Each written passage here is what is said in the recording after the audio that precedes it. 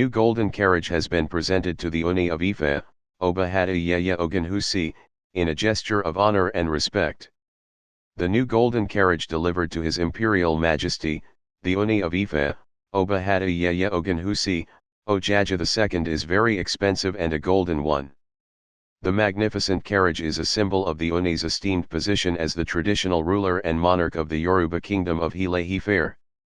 Oba Adeyeye Ogunwusi CFR is the 51th and current Ooni of Ife. He is the traditional ruler and monarch of the Yoruba kingdom of Ile-Ife. He ascended to the throne of his forebears in 2015, succeeding the deceased Oba Okunade Sijuwade, who was the 50th Ooni of Ife.